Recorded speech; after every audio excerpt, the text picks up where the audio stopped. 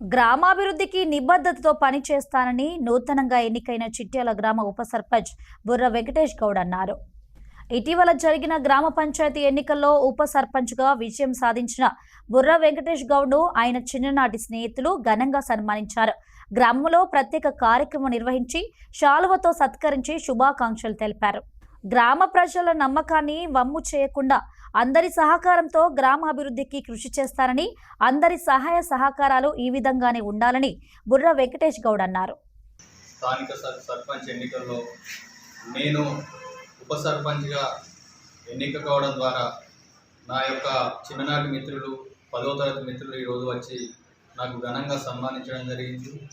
వారి యొక్క అండదండలతోని సహాయ సహకారాలతోని ఈ విధంగా నేను ఈరోజు ఉప సర్పంచ్ కావడం జరిగింది.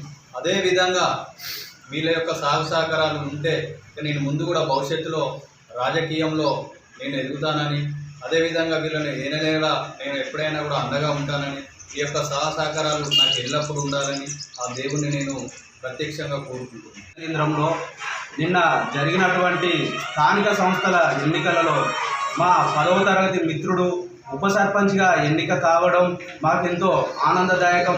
బుర్ర వెంకటేష్ గౌడ్ గారు ఉప సర్పంచ్గా ఎన్నిక కావడం, మేమందరం ఈరోజు చిట్యాల మండల కేంద్రంలో తనని మిత్ర బృందం అందరం కలిసి శాల్వతో సన్మానించి స్వీట్ తినిపించడం జరిగింది.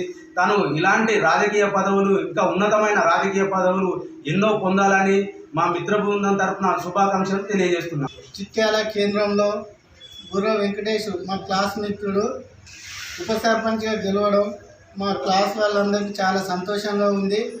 మా క్లాస్మేట్ అందరం కలిసి ఈ వెంకటేష్ని మా క్లాస్మేట్ మిత్రుడిని సన్మానం చేయడం, రాను రోజుల్లో ఇలాంటి పదవులు ఇంకా ఎన్నెన్నో పొందాలని మా బృందం తరఫున, మా క్లాస్మేట్ బృందం తరఫున కోరుకుంటున్నాం. ఇంకా మంచి మంచి పదవులు పొందాలని అలాగే ఆశిస్తున్నాం. మా సంతోషాన్ని వ్యక్తం చేస్తున్నాం.